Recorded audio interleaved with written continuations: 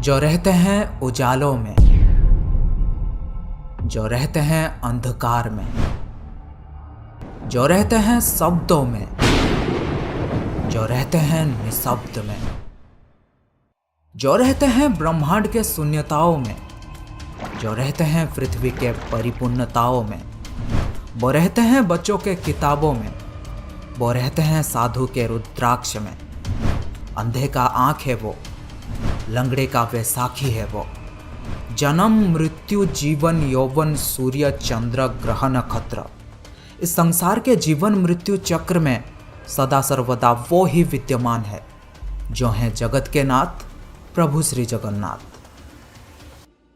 दोस्तों, ओडिशा अपने जगन्नाथ मंदिर को लेकर पूरी दुनिया में प्रसिद्ध है। हर साल लाखों करोड़ों संख्या में श्रद्धालु यहाँ आते हैं। पर क्या आपको पता है पुरी में जगन्नाथ संस्कृति कैसे शुरू हुआ, उसके पीछे की कहानी क्या थी और क्या है ब्रह्म पदार्थ जो प्रभु जगन्नाथ को जीवित रखता है? जानने के लिए इस वीडियो को बिल्कुल अंत तक देखना। कहा जाता है कि मध्य भारत में इंद्रद्युम्न नाम के एक राजा रहते थे। उनके राजधानी का नाम था अवंती और वे भगवान विष्णु के बहुत बड़े भक्त थे और हमेशा भगवान विष्णु के दर्शन के लिए इच्छुक रहते थे। एक बार एक ऋषि घूमते हुए उनके महल में आ पहुंचे और कहने लगे, राजन, ओडिशा में भगवान विष्णु के भव्य रूप नीलमाधव को पूजा जाता है, लेकिन वो जगह ओडिशा के कौन से हिस्से में है यह आपको पता लगाना पड़ेगा। ये बात सुनते ही राजा इंद्रद्युम्न अत्यंत आनंदित हो उठे और तुरंत महल के मुख्य पुजारी के भाई विद्यापति को आदेश दिया कि वह ओडिशा जाकर नीलमाधव की खोज करे। राजा के आदेश अनुसार विद्यापति ओडिशा भ्रमण करने निकल पड़े। बड़े ही लंबी यात्रा के बाद जब विद्यापति ओडिशा पहुंचे तब उन्हें कुछ गुप्त चोरों के माध्यम से पता चलता है कि सबरों के मुखिया विश्ववासु एक गुप्त गुफा के अंदर नीलमाधव की पूजा करते हैं। ये बात सुनते ही विद्यापति विश्ववासु के सामने विनती करने लगे कि वे उन्हें देव पूजा की स्थान दिखाएं, लेकिन कबीले के सरदार ने साफ साफ इनकार कर दिया। विद्यापति उसी गांव में कुछ दिन के लिए रहने लगे। कुछ ही दिनों में उन्हें विश्ववासु के बेटी ललिता से प्यार हो गया और दोनों ने शादी भी कर ली। शादी के कुछ दिन बाद विद्यापति ने अपने पत्नी को नीलमाधव की सिर्फ एक झलक दिखाने के लिए अपने पिता को मनाने के लिए कहा। अब बेटी की जिद को देखते हुए आखिर विश्ववासु भी मान गए, लेकिन एक शर्त पर कि विद्यापति के आंखों में पट्टी बांधकर लिया जाएगा। पर विद्यापति बड़े ही चालाकी से अपने साथ कुछ सरसों के दाने ले गए थे और गुप्त गुफा तक पहुंचने के रास्ते को याद रखने के लिए रास्ते में सरसों के दाने गिराते गए। गुप्त गुफा में पहुंचने के बाद जब विद्यापति ने आंखों से पट्टी निकालकर नीलमाधव की दिव्य छवि को देखा तब वे उन्हें देखते ही रह गए। गुप्त गुफा से लौटकर विद्यापति ने राजा को सब कुछ बताया और राजा ने भी अपने प्यारे भगवान के दर्शन के लिए तुरंत निकल पड़े। लेकिन जब राजा इंद्रद्युम्न विद्यापति के साथ गुप्त गुफा में पहुंचे तब उन्हें वहां कुछ नहीं दिखा। नीलमाधव अंतर्ध्यान हो चुके थे।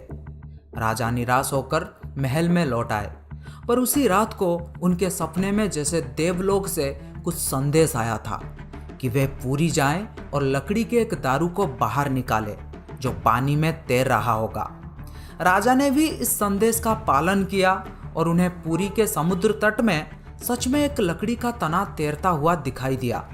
लेकिन राजा के सेवकों के लाख कोशिशों के बाद भी कोई भी उस लकड़ी के दारू को उठा नहीं पा रहा था। अंत में कबीले के सरदार विश्ववासु के सहायता से उस दारू को महल में लाया गया, परंतु उस लकड़ी के दारू में से कोई भी कारीगर नीलमाधव की छवि तराश नहीं पा रहे थे। कहते हैं कि जब इस काम को करना नामुमकिन हो गया तब देवताओं के शिल्पीकार श्री विश्वकर्मा एक बूढ़े बढ़ाई के रूप में प्रकट हुए। उन्होंने राजा को भरोसा दिलाया कि वे मूर्ति निर्माण कर सकते हैं, लेकिन कुछ शर्त पर कि वे भगवान विष्णु के मूर्ति को 21 दिन में बनाएंगे और अकेले ही बनाएंगे और कोई भी उनके काम में बाधा ना डाले। राजा ने ये सभी शर्त मान लिया। लोगों को सिर्फ आरी, छेनी और हथौड़ी इत्यादि की आवाजें सुनाई देती थी। लेकिन 15 दिन बाद जब रानी को कोई भी शब्द सुनाई नहीं दिया, तब वे घबरा गए। उन्होंने सोचा कि बूढ़ा कारीगर शायद भूख प्यास से मर गया होगा। इसीलिए रानी गुंडीचा ने दरवाजा खोलने के लिए राजा के सामने जिद किया।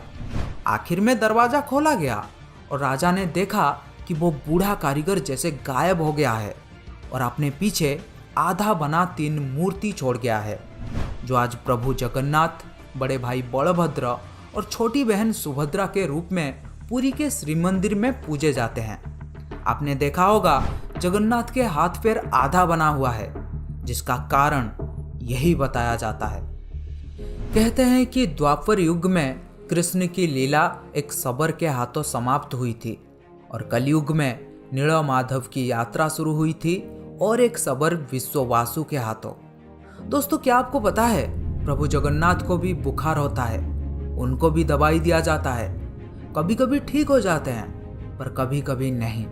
उनका पुनर्जन्म होता है, जिसे कहा जाता है नवकळेबर, जो हर 8 साल, 12 साल या 19 साल में एक बार होता है।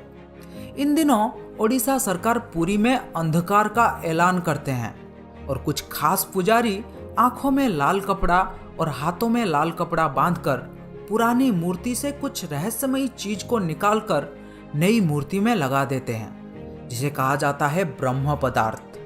ब्रह्म जो जीवन का प्रमाण देता है। जैसे प्रत्येक मनुष्य के शरीर में आत्मा होते हैं, उसी प्रकार प्रभु जगन्नाथ के शरीर में रहता है ब्रह्म या परमात्मा। यही कारण है कि प्रभु जगन्नाथ दुनिया के एकमात्र जीवित ठाकुर हैं। वो जो भक्तों के पुकार सुनता है, समझता है और इच्छाओं को भी पूरा करता है। ब्रह्म को लेकर हमेशा सवाल उठते हैं। भक्त हो या संत, खोज करता हो या शोध करता, हर कोई ब्रह्म के सच्चाई जानना चाहते हैं। लेकिन आपको बता दूं, आज तक किसी को भी नहीं पता आखिर ये ब्रह्म है क्या। कुछ लोगों के अनुसार ये श्री कृष्ण या बुद्ध के अवशिष्टांश हैं और कुछ लोगों के अनुसार ये एक तांत्रिक शक्ति या फिर एक पौरालौकिक शक्ति है और कुछ लोगों के अनुसार ये एक पवित्र आभूषण या फिर एक दुर्लभ पदार्थ है। कहा जाता है कि जब श्री कृष्ण की मृत्यु हुई थी तब एक शबर ने ही उनका अंतिम संस्कार किया था। लेकिन उस वक्त श्री कृष्ण का दिल अथवा हृदय आग में जला नहीं था, जिस वजह से शबर ने उस हृदय को लकड़ी के गुच्छे में बांधकर समुद्र में प्रवाहित कर दिया था, जो फिर बहते बहते पुरी के समुद्र तट में पहुंचा और जहां से फिर राजा इंद्रद्युम्न प्रभु के मूर्ति निर्माण कर पाए थे। यह था प्रभु जगन्नाथ के मूर्ति निर्माण की कहानी। अगर आप ब्रह्म के बारे में और अधिक जानना चाहते हैं तो मुझे कमेंट बॉक्स में बता सकते हैं। और इस वीडियो का टारगेट है 10,000 लाइक। मुझे पता है आप लोग कर सकते हैं, तो जल्दी से लाइक कर दो और कुछ करो ना करो मुझे नहीं पता, लाइक करो जल्दी। Thank you.